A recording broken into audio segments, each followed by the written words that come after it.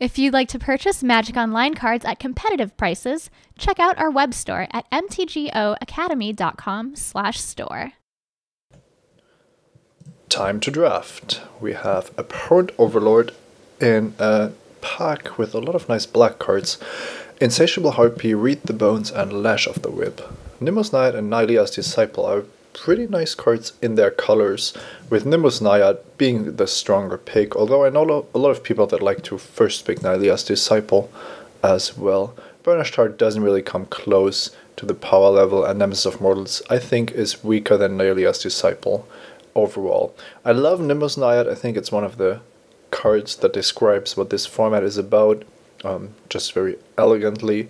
However, first picking Abhorrent Overlord is something I like to do. I'm passing a couple of black cards, but it's not even clear if those are being picked over other cards, and Abhorrent Overlord just gives a black deck a huge boost in power level. So even though it's 7 mana in a very aggressive, or at least tempo-based format, I like to start off with the most powerful option, and I think that the Overlord is just that. Erebos' Emissary as a second pick is a nice follow-up. The rare is missing, so we can't deduce too much about that. Then there's Lightning Strike and Vaporkin. Maybe a Titan Strength. Nothing out of the ordinary. So I'm just going to take this and see if black continues to be open. So here, looking at the black cards, Rescue from the Underworld, Pharika's Cure, and Return Phalanx are definitely three great black cards. A Rescue from the Underworld, already a bit better now that we have the Overlord, but I'm not going to take it over one of these 2-drops. I think both of these are really nice pickups. Return Phalanx is probably a bit better than Pharika's Cure on turn 2, but Pharika's Cure has more impact later on in the game. It's also better against Vaporkin, against Nimbus Naiad, against Ringseed Rider, just against evasive or troublesome creatures. I like Pharika's Cure a lot, and I'm taking it over Return Phalanx. Yeah, there's an argument to be made that you want to have a black creature on turn 2 for your devotion count, but I found out that I always want a couple of Pharika's Cures in my black decks. Alright, this pack has Bloodtroll Harpy for us if we want to stick to mono black, but Scholar of Athreos is also quite interesting. It works really nicely with, well, in black-white decks, quite obviously. I think it's better than Sentry of the Underworld, even though the Sentry might look stronger at first glance. The activated ability of Scholar of Athreos is really, really powerful. I think I'm just going to go ahead and take it. I don't think that the Sentry is sending too big of a signal to the left. And if there's one pack with a little more black cards, that shouldn't really be too bad for us. What I like about this pick, about the Scholar of Athreos, is that we could just continue drafting black cards, and then in the end we can decide if we want to have the Scholar in our deck, maybe even as a splash card, but it doesn't cost us much otherwise. This pack has nothing for us. There's Omen Speaker and Vaporkin, both of which are quite nice. I don't like Vaporkin in more control-ish strategies, and I'm looking to draft one of them, so I'm going to pick Omen Speaker over Vaporkin here, although I think that Vaporkin is a more powerful card early on in the game.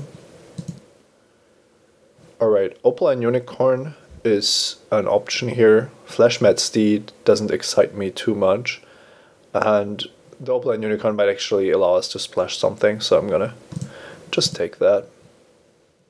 That's a really late Triad of Fates. It is best with Grey Merchant of Asphodel, and I think it is a bit overrated, but a 7th pick white-black rare is kind of a present that I'm not gonna pass up upon. Here, March of the Return is a nice value card, but not something I'm excited about. God's Willing, on the other hand, is really nice. I like it in any deck. It's better in the white heroic decks, it's better in aggressive decks, but this deck will also like the option to just counter combat tricks or save a creature from removal for a single white. Read the Bones Wheeling is a great sign for me with the Pharika's Cure that I already have. I really like the 1-2 punch of these two cards in conjunction with each other. And I don't think that Read the Bones should be a 9th pick card. but I might be alone with that. Asphodel Wanderer is basically never making my decks. Sound Artisan is really mediocre as well, though. This is a pack where I could see myself hate drafting a Titan Strength, or maybe picking Mnemonic Wall because my colors aren't clear yet. Yeah, that seems to be the best choice. That's a very late Dragon Mantle, which I care a lot more about than these basically unplayable blue cards. And Bloodshot Harpy is wheeling out of the pack that had Dark Betrayal, so somebody's picking Dark Betrayal over Bloodshot Harpy, interestingly enough, but that's a great card for us to take here. I could ship Threaded Cerberus just to send a signal. Yoked Ox is only going to make my sideboard, but I'm going to take the cards that are in my color. If I'm drafting cards out of cards of 3 colors, then I kind of like to just pass everything else so that maybe my left neighbor picks up a signal from the last cards he gets. We opened up Reverend Hunter, which I really like in green strategies, kind of the rare version of the Nylea's Disciple. But for us, it's going to be between white, black, and blue cards, with blue not really being a great option. I mean, Ravecrash Triton is fine, but not too exciting. So I think this pick is between Lash of the Whip and Observant Outseed. I'm going to go with Lash of the Whip here. I'm not a big fan of Lash of the Whip, but in a black-white deck, I think it's more important to have an instant removal spell than to have a Bestow creature. This is interesting. Dauntless Onslaught is nice, but it really favors decks that are attacking, and I'm not drafting an attacking deck. I would like to, but this isn't going to be one. So Dauntless Onslaught, while looking good, is probably not going to be the card that this deck wants. On the other hand, Bloodtrail Harpy, we've already seen Wheel, so I might actually get it in 8 picks from now. There's another God's Willing, and I'm perfectly fine playing 2 of them to protect Triad of Fates, Erebus' Emissary, and of course Opponent Overlord. So taking God's Willing, and I'm willing to play Traveling Philosopher, Bloodtrail Harpy, or Colossus of Akros should they come back. Here, Baleful Eidolon and Wingsteed Rider are the 2 options. With 2 God's Willing, Wingsteed Rider looks a lot better, although it's not going to be as good in this deck as it could be in other decks. Now, Baleful Eidolon is a great 2 mana play. You can combine it with God's Willing somewhat, and of course it adds Devotion to Black, which we currently don't have a ton of. On the other hand, Wingsteed Rider, as I've said, is just the more powerful card, so I'm going to go with that. It does dilute our deck a little bit, but I'm not too concerned about that. Here's a Grey Merchant, which I think is better than Scholar and Harpy, and I could actually see wheeling one of these cards again out of this pack. So from this point on, we really want to prioritize black cards just for the devotion count. Cavern Lampet is a fine pickup, and I don't like Viper's Kiss, so not really a big option here. Psychic Intrusion is a really nice card, but the blue hasn't really shown up. Currently, there's basically 0 2-drops because we aren't going to be playing blue, so Traveling Philosopher does fill up our curve quite nicely. Another Omen Speaker, too bad that that's not going to fit into our deck. Another Read the Bones is a bit aggressive, so from now on we really need the 2-drops, but I just think it's one of the best cards to have in your black decks, and Last Breath is a good way to stem the bleeding in the beginning. Traveler's Amulet is interesting. I would like to play 18 lands in this deck, but maybe casting the Amulet is actually what we want to do, and I could actually see splashing something, whereas Scorchmark is only really good with Wingsteed Rider, and I have a lack of creatures already. Yoked Ox, I don't really want to play ever, but of course there is always curves or situations where you're happy to have it, and with the lack of early plays, I think that just to support the 2 Read the Bones, the Yoked Ox might actually be a playable card for us. Here I'm taking Flashmat Steed, planning to play it to as I need to some early drops. The thing is, if you have Read the Bones on the draw and you don't have a 1 or 2 drop, then you have to discard. So casting Read the Bones on 3 is really awful. So every 1 and 2 drop is now better for us than it would usually be. And Blood Harpy actually wheeled. I was thinking that this could happen, but I was definitely not positive. Viper's Case might actually make an appearance in this deck because of the to Read the Bones, but we'll see about that. This is an interesting pack. Insatiable Harpy, definitely the strongest card, but Returned Phalanx and Pharika's Cure also great because they do fill up our 2-drop slot. Insatiable Harpy is sufficiently better that I'm just going to take it here, and I'm hoping that I'm gonna see one of these 3 2-drops again when this pack comes around. And with the amount of black cards that we've seen, that should work out. Next up, Keepsake Gorgon, a great card to pick up here. I would love to have Baleful Eidolon. Nyktos isn't interesting and limited, but Keepsake Gorgon is insane, and I do need some late game despite the 2 Read the Bones. I mean, I have to draw into some good cards, and Keepsake Gorgon is just that. It pains me to pass Baleful Eidolon, but Keepsake Gorgon is just too good to pass up. Alright, this pack is interesting because Sentry of the Underworld is definitely not a bad card to add to our pile. Definitely better than Sound Artisan, for example, and just having a 3/3 Flying Vigilance that potentially regenerates seems better than picking a 3rd Read the Bones, which are already pushing it. Yeah, we can't afford to play 3 Read the Bones in this kind of deck, not even having the 2-mana support cards that we want for them. This pack is interesting, not because of the gods, really. I already have 2, and I'm not sure if I'm going to play them, but there's Traveling Philosopher and Temple of Silence. Now, Temple of Silence is exactly the right land for this kind of deck. The Scry ability is relevant, and Traveling Philosopher, while being a solid 2-drop, is also white, and our mana is already kind of iffy with a lot of black cards, but also the Ringsteed Rider. I think the Temple of Silence is better than Traveling Philosopher, especially now that we clearly have enough playables to make a good deck out of these cards.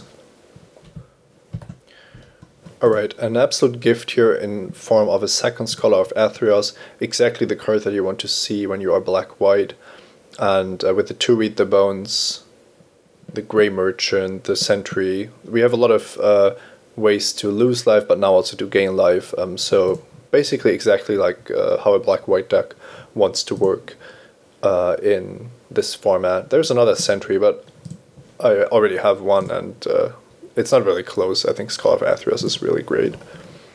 Here, none of these cards pass the Read the Bones test in the sense that you can play them not to discard. And Cutthroat Maneuver isn't really a card I'm looking for in this type of deck. Valiant Minotaur, on the other hand, it does give us 1 Black Devotion. It has 3 toughness, which, well, it has a power and toughness combination which we don't have yet on 3. So it's a solid, if unexciting, pickup. Ordeal of Erebos, also not interesting, but Sip of Hemlock, a great late pick here. 0/6 drops at this point means that additional lands after the 5th one are kind of useless except for the occasional monstrous ability or the Overlord. So having at least 1 6-drop is definitely worth quite a bit. Alright, Bloodtor Harpy or Flashmat Steed. This is actually the decision I'm facing. Now, Flashmat Steed is better considering that the Read the Bones, but Bloodtor Harpy is just a lot better than Flashmat Steed, so I'm not sad to make this pick here. And Pharika's Cure wheeled, so everything is fine in the world, giving us another card to play on turn 2. Potentially we could actually cast this Battle Priest, and now I'm just going to pick up some cards I might want to sideboard. Even a Returned Centaur, I could actually see playing that, but let's see how this works out with the number of playables first. Alright, let's see where this is heading. definitely a lot of good black cards now, so we could keep the white cards to a minimum and won't be forced to play Yoked Oxen. I kind of like Last Breath and 2 Furika's Cures. This deck doesn't really care about the opponent's life total until very late in the game, so it seems like this could be a really nice way to control the game from the get-go. So looking at this, there's definitely a lot of 3-drops, but I don't regret having all these Harpies. They're just very solid creatures, and I don't mind that they cost you 1 life. Valiant Minotaur is probably the weakest of the 3-drops.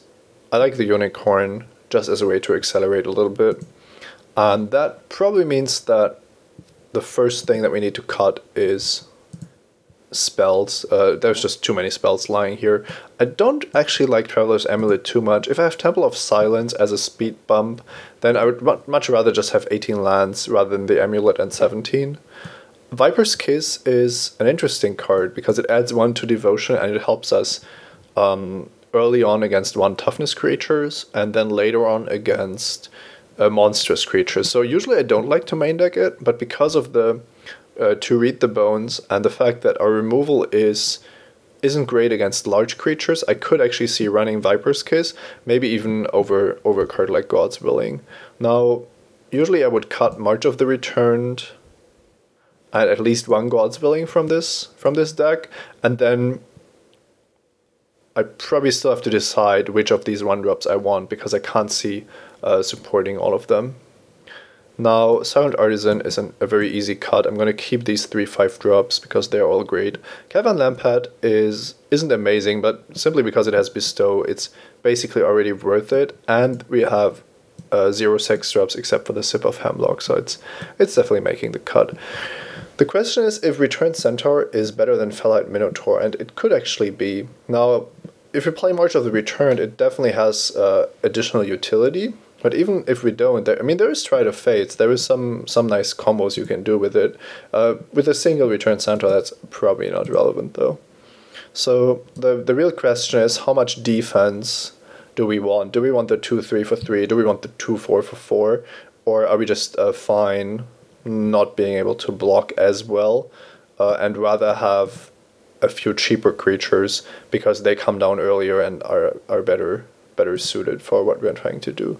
I'm gonna try to look at this set of 18 creatures, and then we still need to make some cuts. Now, Flashmat Seeds, Citizen Battle Priest, and Traveling Philosopher are all not amazing, but I do want 3 2-drops next to these spells here to always have something to do. Now, I actually think that 1 God's Willing is always worth it, but that means that Viper's Kiss has to go. We just have to cut down on too many cards otherwise. I could actually see just cutting the God's Willing completely. It's best with Wingseed Rider, but then we would need 3 white sources, and I just don't really see that happening. So yeah, bye-bye. Now, even with these 7 spells, I still need to cut down 2 or 3 creatures, 3 if I want to go 18 lands, which I kind of feel is the correct way to go with the cards that I have. 18 lands means that Opaline Unicorn is potentially not needed, and yeah, the deck looks instantly better without the Unicorn. Now, the Battle Priest, I think, is the weakest of the 2-drops. I just want a 2-power guy to be able to trade with stuff. And I have 3 virtual 2-drops in the spell slot, so it doesn't hurt too much to lose the Battle Priest. For the final card, I could actually see cutting Triad of Fates, because it's actually not as awesome as it looks like. And Cavern Lampad is, well, not very good if you are trying to be defensive. On the other hand, it does trigger Wingseed Rider, it does allow you to just close out games that you otherwise wouldn't. With 2 Scholar of Athreos and the Apparent Overlord, I don't think that closing out the game is going to be too important, so I'm going to take out the Cavern Lampad. Although it works better in the curve, when you look at Read the Bones, it's still going to be relevant to have a lot of 3-drops, because once we reach 6 mana, we could actually play Read the Bones and a 3-drop, which just doesn't work if you have a clunky Kevin Lampett stuck in your hand. And I feel really good about playing 18 lands in this deck, especially with the Temple of Silence. This deck probably only needs 7 white sources. The only double white card is Wingsteed Rider, and black is vital. So playing 12 black sources and 7 white sources is an option. On the other hand, well, yeah, there's 2 Freakus Cures, and I want to be able to cast them on turn 2, so I'd much rather have too many Swamps than too many Plains. I really only want to draw 1 Plains to cast my spells, and then a second one to cast the Wingsteed Rider at some point. If you are a bit more aggressive in doing deck building, you could actually argue to cut the Wingsteed Rider, which I'm not going to do. Although I cut most of the ways to target it, I still have an Erebos' Emissary, and could actually Last Breath it as well. So I think Wingsteed Rider is too powerful to cut, but the black-white deck is less reliant on Wingsteed Rider, which meant that I had to make some cuts that made it worse overall. Oh well, I don't think that's a big problem though. Really like this deck. Let's see how the Scholars do.